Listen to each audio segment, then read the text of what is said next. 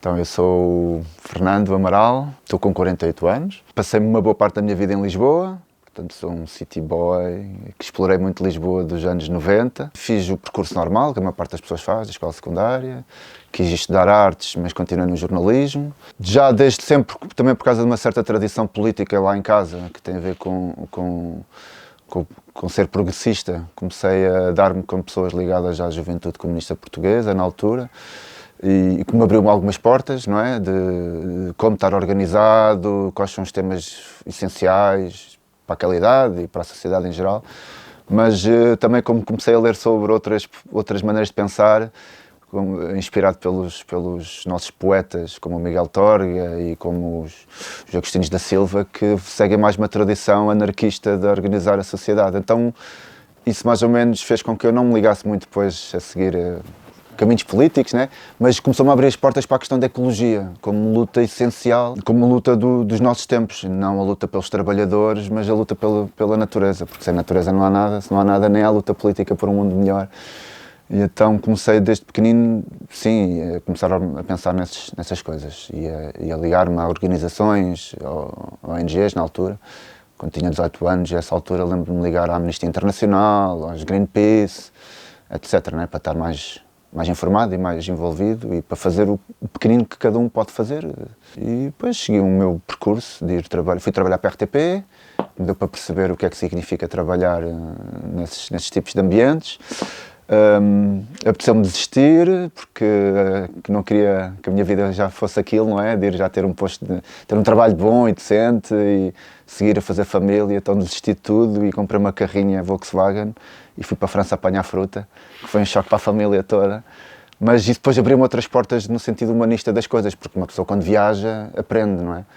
E lida com situações que não está habituado, de lhe faltar coisas, não é? Ter que se safar sozinho, da solidariedade entre os povos, que eu vi muito nestes trabalhos, não é? Já em Lisboa, quando estava em Lisboa, não é? Com o meu grupo de amigos, que era da Escola de Artes de António Arroio, portanto era assim bastante divertido e criativo, não é? E despreocupado e preocupado com assuntos, não é? E de repente estávamos todos num modo de termos um certo modo de estar, eu não quero usar a palavra hippie, mas mais ligado à natureza e completamente diferente do que estávamos habituados, como pessoas que vivem na cidade e que veem na televisão os incêndios à distância e que não se apercebem bem de onde é que vem a água que está na torneira, porque são coisas que não nos interessam quando estamos na cidade, não é? Mas isso depois fez-me redescobrir que a minha família, que a minha avó tinha uma casa no campo, em Coimbra, e quando eu ia desde pequenino, e eu nunca tinha reparado que eu já tinha uma casa no campo se eu quisesse.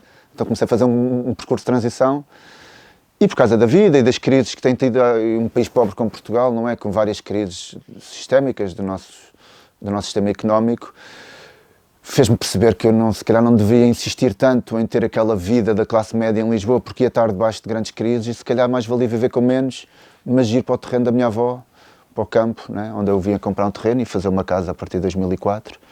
E que descobri outra realidade de um outro país, de um outro Portugal, não é? Socioecológica e cultural, em que de repente me apercebi que havia um país em ruínas socioecológicas gravíssimas, não é?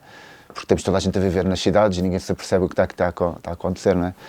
E é por isso que chegamos a 2017 e há aquela conjuntura climática, não é?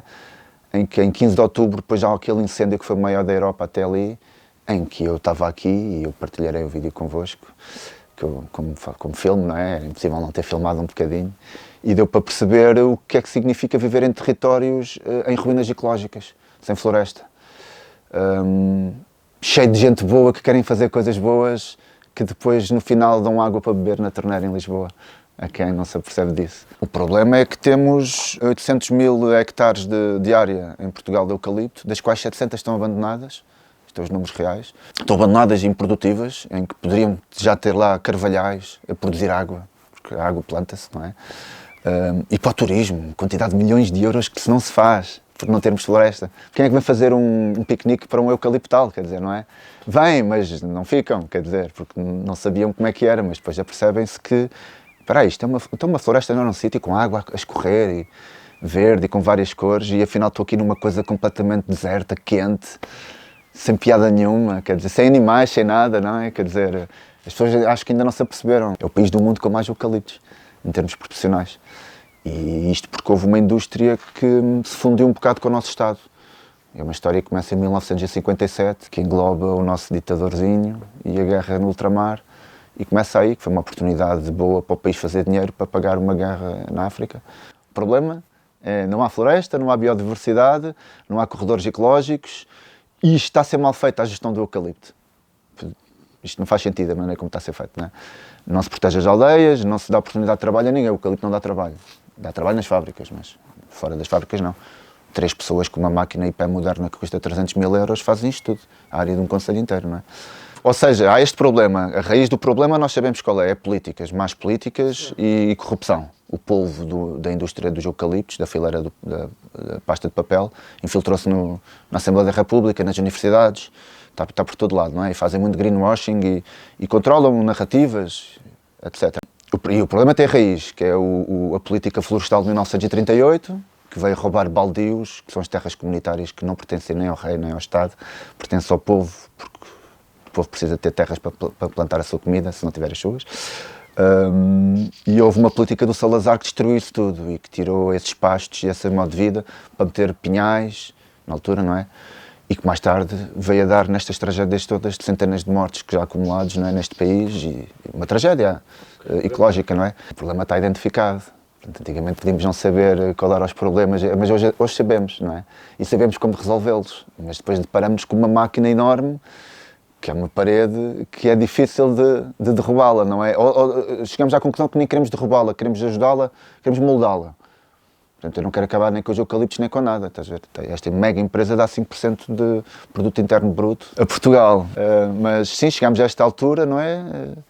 Um quarto de século deste milénio e as consequências destas políticas todas estão aí, são incomportáveis, têm que se mudar já. Sabemos o que fazer, como fazer, falta fazer. E isto é extremamente complexo e tem que se unir desde as forças das empresas que têm preocupações ambientais, porque isto é o modelo que temos e não podemos encontrar este modelo, está montado, então vamos usá-lo, porque não conheço nenhuma empresa que se quer autoafundar com uma crise climática, não é? Então as próprias empresas têm que ajudar de uma forma científica e com pés e cabeça, não é ir a plantar árvores, porque tu vais lá plantar árvores numa ação com os trabalhadores da empresa, quem é que vai regar aquelas árvores durante 4 anos? Ninguém. Então, taxa de sucesso, 20%. Né, a energia que se gastou para ir aquela gente... Isto não funciona, não é assim que tem que ser feito. Tem que haver um plano Marshall para Portugal, para a floresta.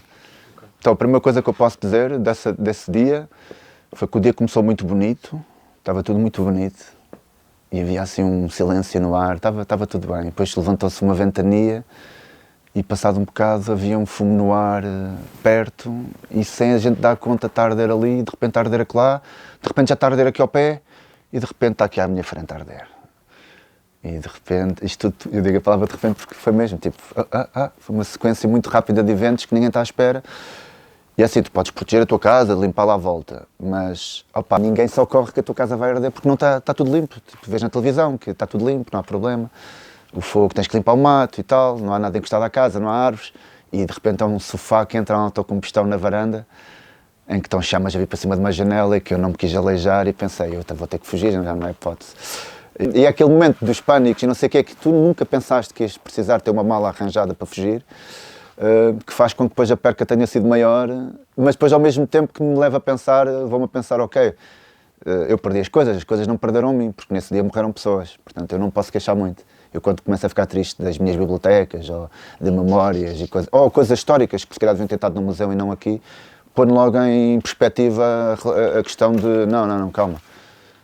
Eu tenho muita sorte de ter perdido as coisas que eu perdi porque não é qualquer pessoa que as tinha, não é? Então eu usei-as enquanto as tive, então sinto-me contente. Acontecem desastres que não são desastres, na medida em que se sabe que vai acontecer. Portanto, como não se tomou, como ninguém se preparou para aquilo que já sabia que ia acontecer, isto não foi um desastre, nem foi um acidente. Um acidente é quando, não estava à espera, aconteceu. Toda a gente está à espera. Desde os anos 90 que se fala disto. Eu já sabia que isto ia acontecer, não é?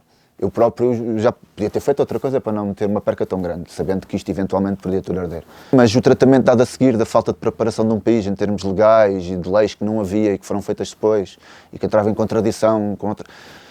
Eu conheço pessoas que tinham o direito ao apoio à reconstrução e que desistiram. por simplesmente, e estão lá com umas relatos e nem querem saber. Dizem que passar pelo sistema burocrático é passar pelo fogo outra vez, e já não houve psicólogos para aquele fogo, porque aqui não houve psicólogos. Portanto, quem vai querer passar pelo fogo outra vez?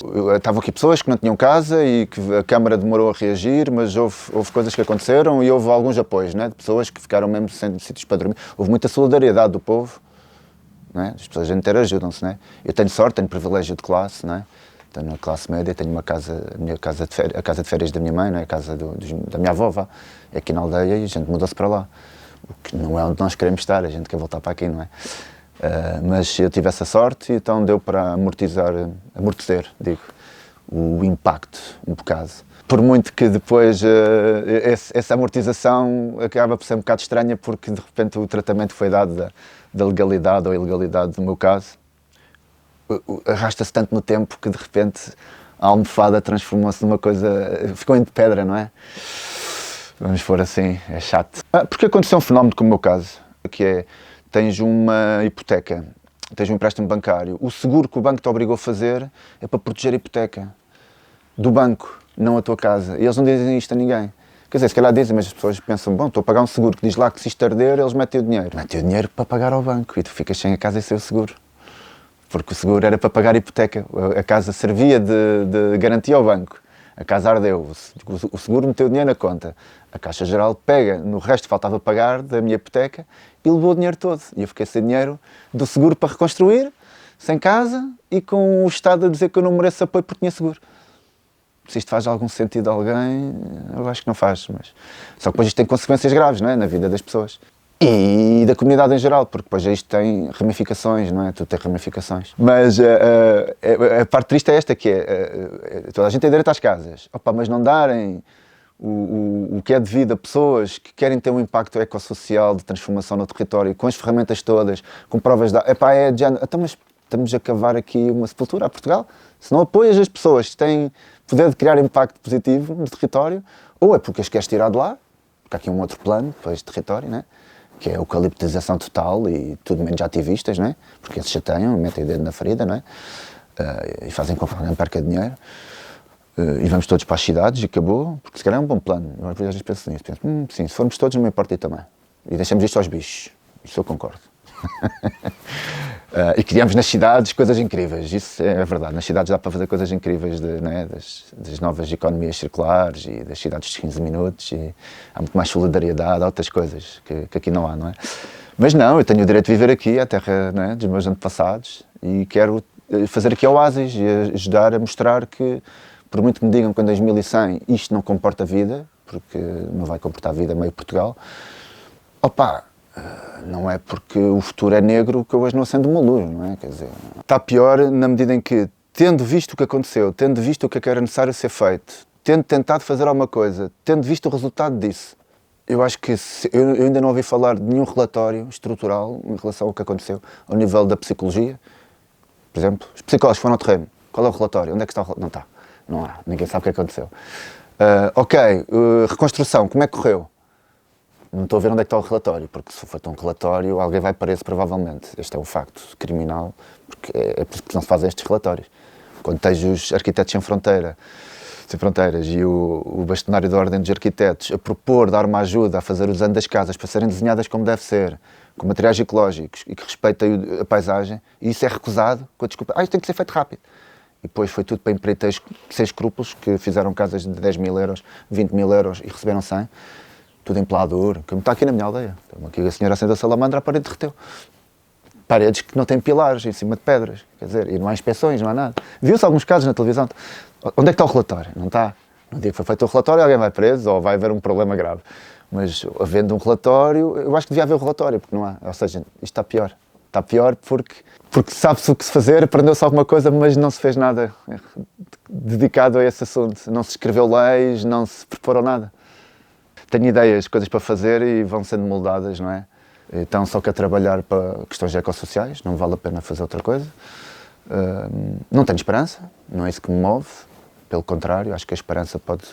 A esperança é bom, atenção, mas a mim não é a esperança que me move, move-me mais as ganas de saber que a vida é para a ação e que temos que ser atores em vez de espectadores e cada um tem o seu pequenino papel a fazer. Logo a seguir aos incêndios, por exemplo, a minha mãe, lá está, tive estas hipóteses, tenho uma condição de classe, há pessoas que não têm estas condições não poderiam, se calhar, fazer isto. Eu, como tive apoio, senti uma necessidade de os devolver. Minha mãe reformou-se e deu-me um apoio para comprar equipamento de vídeo. Isto já depois dos 40, atenção, não é? Eu olhei para o equipamento de vídeo e pensei, isto não é para eu ir filmar casamentos nem batizados, isto é para eu ajudar a salvar o mundo. E foi o que eu comecei a fazer, não é? À troca donativo, descobri que era possível, não é? Descobri que não era preciso dinheiro, só era preciso ter equipamento. E depois pedi às pessoas dinheiro para pagar a gasolina para ir aos sítios filmar. E comecei assim em 2019 a fazer essas coisas e vi que tinha impacto.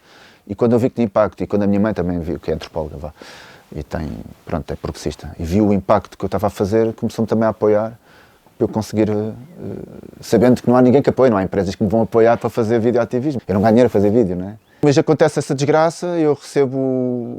Houve aqui uma artista que veio fazer uma residência artística a estas bandas, que procurou um cameraman, e isso foi muito bom para mim, porque fiquei com uma depressãozita, não é? Por causa de ter a história dos incêndios, ter perdido tudo.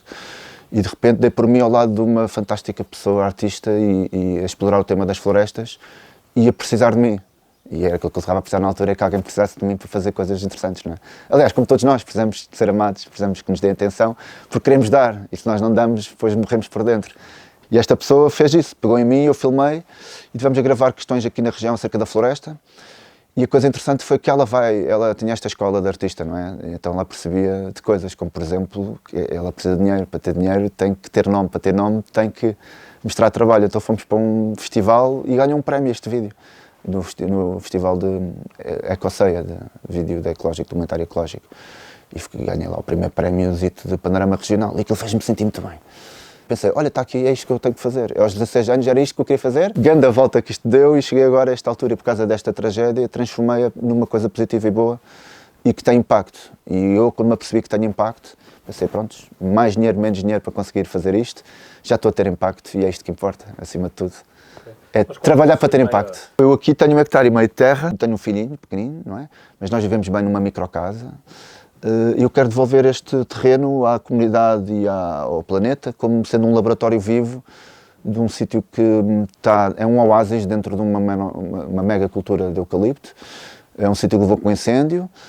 Pode servir de laboratório para mostrar como é que a natureza reage, pode-se fazer experiências com plantas para perceber o que é que cresce bem e o que é que não cresce. Sem flores à volta, sem grandes... que bonito, vamos plantar árvores. Não, a realidade é dura, estamos em ruínas ecológicas, aqui dá bem para ver, mas também dá para ver o potencial da organização dos seres humanos em trabalho colaborativo com a natureza, a regenerar. E ao regenerar a natureza, estamos a regenerar a nossa alma e as nossas maneiras de ver as coisas. E eu acho que este é o que eu gostava que este terreno e da tragédia nascesse isso. Nascesse um lugar, terra a terra, em que sem ilusões as pessoas regenerem, ajudem a regenerar. E é isso, acima de tudo, que é as 3 palavras-chave até ao final deste século são estas, não é? É regenerar, cuidar e resiliência. E este é o terreno, é o lugar que eu queria para ajudar a mostrar isso e para criar isso. Portanto, partindo do começo, que se quem quiser ajudar, não tratar as pessoas como tontas e dizer, não, atenção, há aqui vários problemas, tu podes não saber porque não sentes, na pele, as coisas não acontecem de um momento para o outro. Então as pessoas não sentem que está a haver um problema, não é? E depois vão-se adaptando lentamente às realidades, não é? À falta de trabalho, ou à falta de água, no Alentejo, as pessoas vão-se adaptando, não é? No dia que seja de um dia para o outro, como me aconteceu a mim, não é? Num dia está tudo bem, isto é um paraíso. No outro dia estou a lutar pela vida, deitado num alcatrão, como nos filmes que eu vejo, tragédias que estão noutros países e que nunca pensei que me acontecesse, né? A ver a morte a chegar e a lutar contra isso, etc. Né? Então é um bocado isso, as pessoas têm que dizer, olha, tu não sentes por causa disto, mas o que está a acontecer, se a gente carregar no fast forward, desde há 50 anos para cá, tu vês uma coisa a acontecer. E se tu não te assustares com isto, então não te assustas com nada. Então escuso estar aqui a falar contigo. Mas se tu te assustas com isto, então temos que pensar uma coisa. Qual é a próxima reação? É ter medo ou ter coragem? Eu acho que é preciso ter coragem. Mas para ter coragem temos de ter união, porque as pessoas sozinhas têm medo, não é? Então acho que é isto que tem que acontecer. As pessoas têm que ter coragem para se unirem, depois de se aperceberem que há mesmo um problema grave. Não podemos esperar que chegue aquele momento, que é de um dia para o outro, de repente, olha, já não vai haver mais água na torneira. Epá, tiveste 30 anos para pensar nisso e não pensaste. Então o que eu posso dizer é, quando renasceres, que é aquele momento em que te apercebes que há um outro mundo para além de ti e que está algo de grave a acontecer. Então vais encontrar as pessoas que também que estão preocupadas e vais-te unir e vais descobrir no sítio onde tu vives 1001 projetos de transformação social, porque existem em todo lado. As pessoas não sabem, mas assim que começarem a se informar vão descobrir aquele clubezinho do bairro, que se calhar não liga de coisas, mas é um sítio que tu chegas lá e dizes, pessoal, já pensaram nisto? Não é poupar água, nem trocar a lâmpada, mas é, oi, vamos começar a fazer uma campanha acerca disto, acerca... E se uma pessoa ver isto como um jogo, então é divertido e estás a fazer uma luta perigosa, necessária, que dói e que não é fácil, porque o inimigo é enorme, não é? Mas tens que o fazer de uma forma divertida, porque senão, quer dizer, não é? Divertida, digo, tens que levar isto de uma certa forma, porque a vida não... Pessoas que queiram efetivamente fazer algo mais do que separar o lixo ou trocar a lâmpada, que é isto tem que ver, que é olhar para onde estão. Não é preciso ir fazer lutas para salvar a Amazónia, não. A Amazónia vai solucionar o problema quando as pessoas criarem outra vez as comissões de moradores na sua rua, ou coisas desse nível. Começa aí. E se todos fizermos isto, agir local, transformar global, vai acontecer também uma coisa que é, sem reparar, isto já está a caminho do sítio melhor. Assim como, sem reparar, temos estado a destruir isto a caminho do fim da vida na Terra, não é? Portanto, é isto que eu tenho a dizer às pessoas, que é, acordem, porque está um problema grave a acontecer, em câmara lenta, e não esperem que fique em câmara rápida para sentirem que têm que fazer alguma coisa. Porque é agora que está a acontecer.